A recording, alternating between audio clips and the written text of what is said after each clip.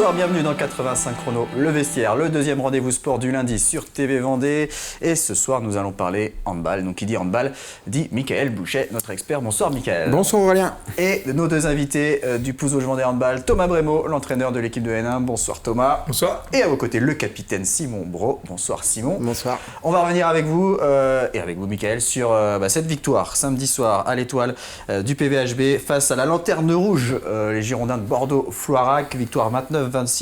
Sur le papier, ça paraissait assez simple, avec une seule défaite pour les Girondins, une seule victoire pour les Girondins, mais cette victoire, c'était contre Pouzauges au match aller, et donc il fallait se méfier de cette équipe. C'est ça, il y avait un vrai match en jeu samedi soir dans le Chaudron. Alors c'était bien au-delà d'ailleurs d'essuyer l'affront du match aller. Voilà, ça c'est du passé, on va dire déjà. L'idée c'était vraiment là d'enchaîner une troisième victoire d'affilée, après deux énormes succès contre Elan Ester et Gien. Là il était hors de question évidemment de laisser filer encore des points contre cette Lanterne Rouge. Le match a été évidemment très compliqué. On s'est retrouvé face à une équipe girondine qui arrivait complètement libérée en Vendée, qui avait pas grand chose à perdre, juste à se faire plaisir dans cette salle archi pleine. D'autant qu'en plus l'union, la Girondin de Bordeaux-Floirac va être dissoute dans un mois. Donc eux maintenant ils sont vraiment en roue libre totale, et malheureusement c'est pas des matchs qui sont toujours faciles à jouer contre les équipes en roue libre. Et Pouzauges l'a prouvé. Alors il y a eu beaucoup de crispation en plus, en première mi-temps. Où le ballon a beaucoup tombé au sol. Là, on voit Bastien Robin qui égalise à 12-12 là, juste avant la mi-temps. Et c'était vraiment un moindre mal, c'était quasiment inespéré.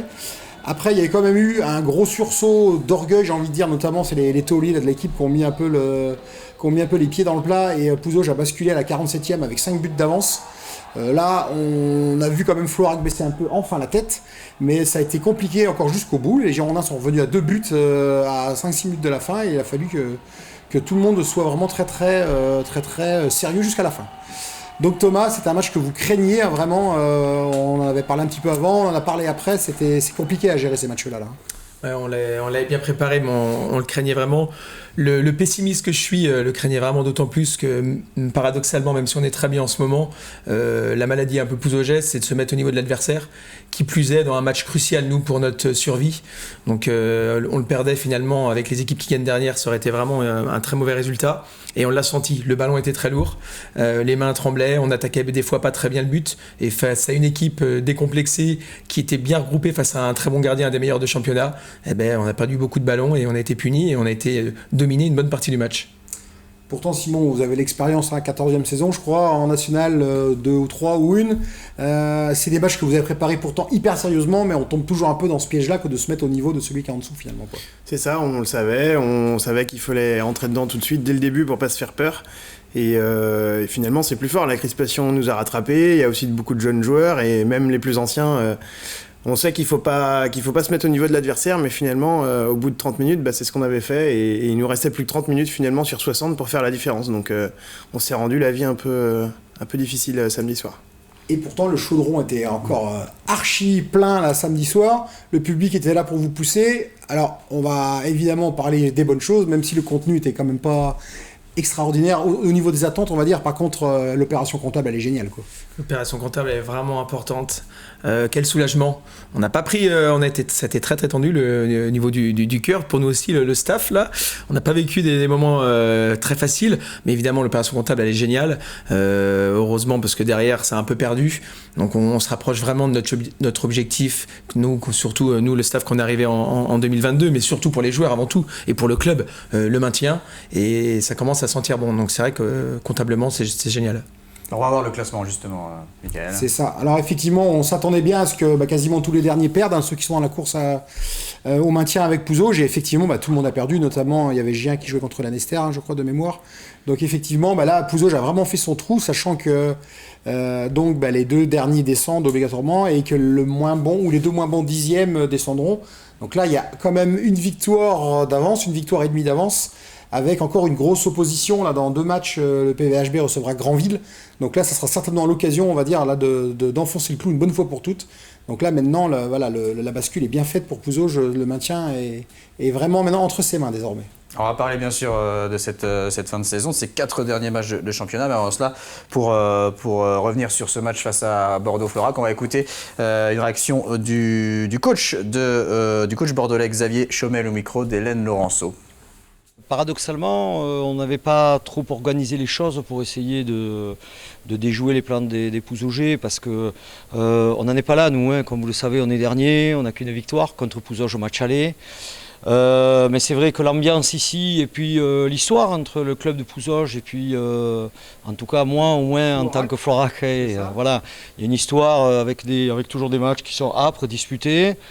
Voilà, c'est le 10e match, voilà, avec un bilan serré puisqu'il y a eu des mémoires, 5 victoires pour nous, hein, je parle l'Union et Florac, un match nul et 4 victoires pour eux.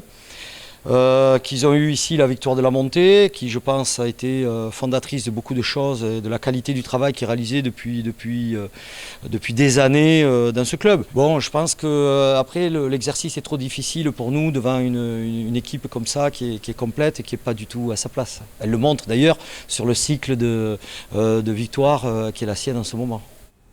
Alors comme le disait Xavier Chomel, c'est vrai qu'il y a un passif entre ces deux clubs. Vous avez connu tous les deux, hein, notamment vous Thomas en tant que joueur, et on se souvient tous de ce match de la montée, franchement un gros souvenir. Ouais. Quel souvenir, souvent tous les ans, tous les 2 ans, on se regarde la vidéo YouTube de ce match, ce résumé, c'est vrai que c'était une soirée complètement folle. Alors oui, il y avait plein de monde samedi soir à Pouzauges, je pense qu'il y avait plus de 900, là il y en avait 1400, c'était vraiment un match exceptionnel, des souvenirs plein la tête. Quel moment, ouais, en tant que joueur en plus pour moi, avec les copains, donc c'est vrai que c'était magnifique. Donc ça, c'était le passé, il y a déjà 5-6 ans. Le passé tout récent, si on se reprojette, parce que pour refaire un petit peu l'histoire de cette saison, donc Jean-René Aragon décide de quitter le club juste avant Noël, et donc Thomas est appelé en pompier de service. Comment ça s'est passé là, cette semaine, ces 2-3 jours où il a fallu que le club prenne une décision, où le poste vous a été proposé, sachant que vous étiez déjà dans le club avec l'équipe B. J'imagine que Simon aussi, vous avez été très très décideur dans toutes ces choses-là. Est-ce qu'on peut avoir un petit peu la genèse de votre arrivée sur le banc de l'équipe 1 du coup ? Je vais raconter un peu le début, après je laisserai Simon dire son avis, parce que lui c'était le premier joueur au courant en tant que capitaine. Moi, les présidents m'ont vite appelé pour se rencontrer. Je vais essayer de la faire vite. Au début, je voulais pas. Moi, quand j'ai arrêté La Roche, c'était pour souffler un peu. La NRFI de La Roche, c'était pour souffler. Mon travail à temps plein au comité de Vendée est très prenant, notamment le week-end. Donc j'ai dit non, c'est pas possible. Puis au bout d'une heure de mini-réunion, à la fin, j'ai dit je donne ma réponse dans les 2 ou 3 jours. Là, je pense qu'ils avaient compris que c'était presque gagné pour eux. Et puis après une nuit blanche, dès le matin, j'appelle les copains. Et puis c'était parti dès le lendemain. Je validais et en avant pour 5 mois de folie. Et donc Simon, du coup, j'imagine qu'il y a eu tout là. Il y a eu le copain, il y a eu l'ancien copain de terrain, il y a eu c'est ça. Moi, tout s'est mélangé, quoi. Moi j'ai été prévenu 2 jours avant le match de Nantes, le 11 décembre. C'était ça le 11 décembre je crois. Et on l'a dit qu'à la fin du match aux coéquipiers. Donc on a fait un bon match nul là-bas à Nantes. Et puis après, dès le début de la semaine, on a appris que Thomas avait dit oui. Moi en tout cas, ça me faisait plaisir toujours bizarre, parce que je l'ai jamais connu en tant que coach, donc c'était aussi une appréhension, mais c'est un plaisir au vu de ce qu'ils font avec Nicolas, qu'on a été chercher aussi un lundi matin, voilà. On a été frappé à sa porte et on lui a demandé s'il voulait nous accompagner dans cette folle aventure pendant 5 mois. Et c'est que du plaisir, et ils le rendent bien au club, aux joueurs, ils préparent ça de manière vraiment précise et on voit le résultat, donc c'est top.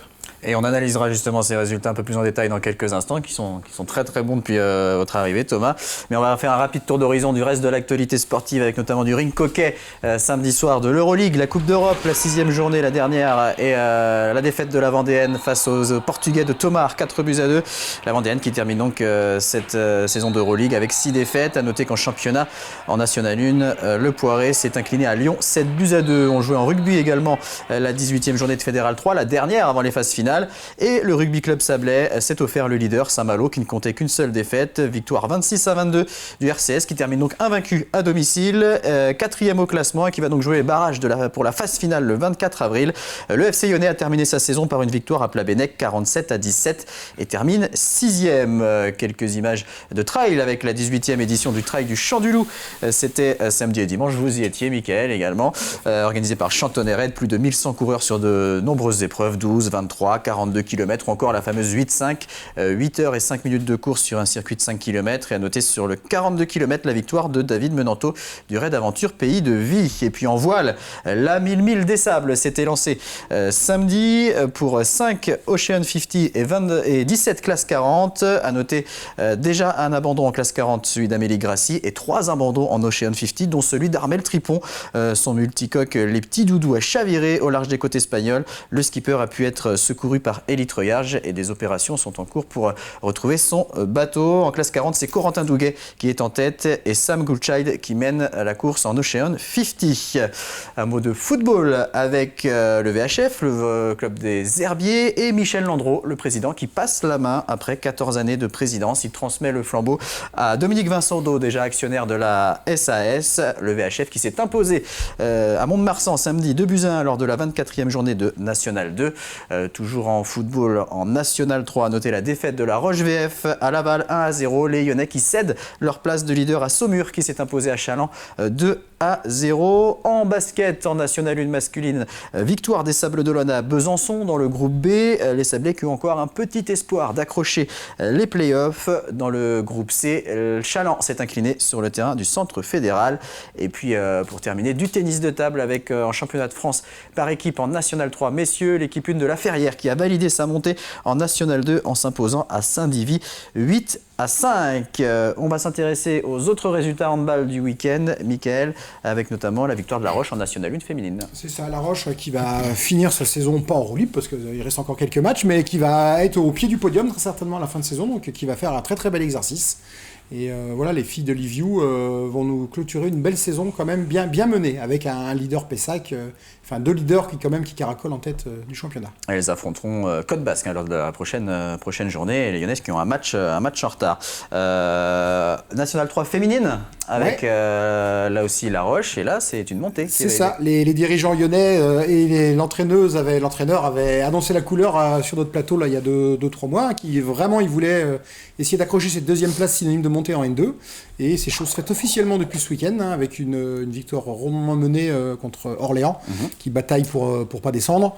Donc voilà, c'est vraiment une très très belle saison aussi pour La Roche, qui aura quand même l'an prochain une équipe en N1 et une équipe en N2. Et puis on termine avec la Nationale 3 masculine et le Slam qui s'est incliné à Saint-James-sur-Loire, et à noter que les coachs n'étaient pas sur le banc samedi. C'est ça, alors c'est un peu la soupe à la grimace du côté du Slam, avec une 10e place qui est synonyme de descente à l'heure où on parle, si le championnat s'arrêtait ce soir. Et en plus, on a appris dans le week-end qu'effectivement les 3 coachs habituels n'étaient pas sur la feuille de match. Alors on a eu Anthony Aubé tout à l'heure au téléphone, qui est un des 3 vice-présidents et qui faisait aussi partie de ce trio-là, qui nous a bien confirmé qu'effectivement, c'est notamment Antoine Giraudot qui a donc lancé un peu ça. Ils ont voulu créer une espèce d'électrochoc au sein du groupe pour sauver ce qui reste à sauver. Et voilà, donc c'est vraiment une décision commune entre le bureau, les entraîneurs, pour essayer de sortir le club de ce mauvais pas. Mais bon, il n'y a pas eu de résultat sur ce premier week-end. Voilà, défaite à Saint-James, et donc le Slam 10e au classement. On revient en National 1 masculine avec le Pouzauges Vendée Handball. Donc on le disait, Thomas, prise de fonction, premier match en janvier, avec donc 7 matchs pour l'instant, 5 victoires, 1 nul, 1 défaite, sachant qu'avant, sur les 11 précédents matchs, il y avait 2 victoires, 2 nuls et 7 défaites. Vous en êtes à 2,6 points par match de moyenne. Dire que même si l'objectif c'est uniquement le maintien, le bilan il est quand même très positif depuis votre prise de fonction. C'est vrai que le bilan est très positif. Nous, on a la chance avec Nicolas, qui est avec moi dans le staff handball, par rapport aux joueurs, on arrive sur une mission assez courte de 5 mois. Donc qui dit 5 mois dit on a mis vraiment la tête dans le guidon pour essayer de trouver tous les curseurs, tous les leviers pour sortir notre club et cette équipe de cette mauvaise passe. Et les joueurs évidemment sont là, nous le rendent bien car c'est eux sur le terrain quand même. Mais c'est vrai qu'on essaye de mettre beaucoup, on change les choses, on essaye vraiment de retrouver cet état d'esprit à la pousaugèse. Et c'est vrai que on est très fiers et très contents parce que ça marche et qu'on n'est pas loin de réussir notre objectif. Simon, quand Mickaël parlait du Slam et d'une volonté d'électrochoc, est-ce que vous, ça en a été un, justement, ça ? Je pense que ça a été un électrochoc qui a été subi, parce que personne ne le savait. Mais je pense que ça a libéré beaucoup de joueurs. Il y a eu des responsabilités qui ont été un peu plus partagées sur le terrain. Je pense à Victor, notamment, qui a, depuis le mois de janvier, pris sa place vraiment de titulaire indiscutable et qui se libère de match en match. Donc voilà, je pense que chacun a vu aussi le classement et on n'avait pas vraiment le choix que de faire des bons résultats. Donc je pense que ça a été un réel électrochoc, oui. Alors, la question s'est posée si vous continueriez la saison prochaine. Maintenant, on sait que non, puisque, Michael, on connaît déjà le futur manager du PVHB. C'est ça. Le nom a été annoncé il y a à peu près une dizaine de jours. Donc c'est Steve Berger qui va venir entraîner donc à partir de cet été le PVHB. Donc Steve Berger, c'est pas un inconnu des joueurs et du public. Et il est très très souvent venu batailler dans le chaudron.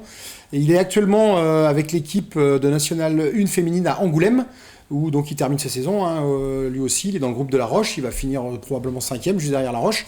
Donc voilà, c'est quelqu'un qui connaît bien le terrain, qui connaît bien l'ambiance, qui connaît bien toute l'attente qu'il y a.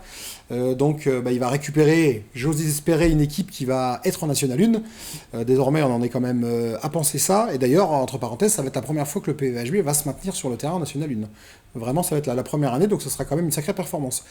Juste pour revenir sur cette nomination, Thomas, parce que donc... Aurélien dit qu'on ne savait pas si vous alliez rester, mais vous, dans votre tête, il n'y a jamais eu de doute, ou alors des soirs après la Nester, est-ce que ça a quand même un peu titillé, franchement, on me l'a beaucoup posé dernièrement, même après l'extraordinaire victoire contre la Nester. Pour moi, c'était acté à 100%. D'ailleurs, quand j'ai annoncé au président que je reprenais la Nationale 1, j'ai dit c'est 5 mois. À 99%, c'est 5 mois. Peut-être qu'il serait qu'il restait le 1%, et très vite le 1% est passé à 100%. Même avec l'enchaînement de victoires, c'est vraiment très prenant. Pour moi, c'est compliqué de tout gérer. Donc c'est une super aventure, mais c'est vraiment 100% et je ne regrette pas. Et je suis très content qu'ils aient trouvé quelqu'un pour me succéder l'année prochaine. D'accord. Oui, parce que vous causiez des missions, notamment, vous êtes une machine à gagner là depuis 3-4 mois, même avec les féminines donc du comité là, de la section sportive. Expliquez-nous un petit peu ce que vous êtes allé chercher là avec ce beau voyage en Corse qui arrive. C'est vrai que la fin d'année sportive commence à être plutôt belle avec la section sportive donc, du lycée Clémenceau. Qui est une structure lycéenne où il n'y a que des handballeurs. On a 17 garçons handballeurs et 16 filles handballeuses. Donc, d'ailleurs, les inscriptions sont encore à faire pendant une semaine, si vous voulez envoyer les dossiers. Si les jeunes troisièmes qui veulent rentrer en seconde veulent envoyer leur dossier, il reste quelques jours pour encore l'envoyer. C'est historique. C'est la deuxième fois, mais on s'est qualifié pour les championnats de France UNSS Excellence. Excellence veut dire que l'UNSS, là, ça regroupe que les sections sportives. Donc, en gagnant Le Mans et Angers, on a été champion académique, champion région avec les filles. Puis, il fallait gagner le champion de la région centre qui était Vierzon. Et ça nous offre l'accès dans les 8 meilleures sections sportives de France. Il y aura 2 poules de 4. Et la chance qu'on a cette année, c'est que c'est à Borgo, en Corse, pendant 3 jours.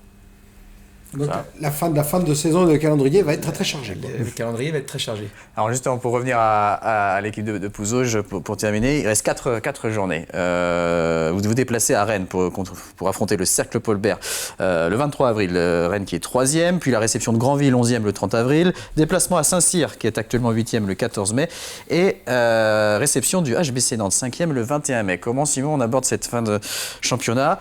J'imagine qu'on ne veut pas que tout se joue sur ce dernier match contre Nantes. Non, il faut valider tout ce qu'on vient de faire. On avait des jokers de victoire qui étaient la Nester, Gien, et on a ramené 2 victoires. Donc c'est sûr que si derrière on va perdre à Rennes et qu'on perd Granville et Saint-Cyr, ça serait vraiment trop bête. Nous, notre idée, on sait qu'il va y avoir des défaites derrière nous. Le but, c'est de faire le meilleur résultat possible à Rennes, même si ça va être très dur parce qu'ils sont invaincus cette année chez eux.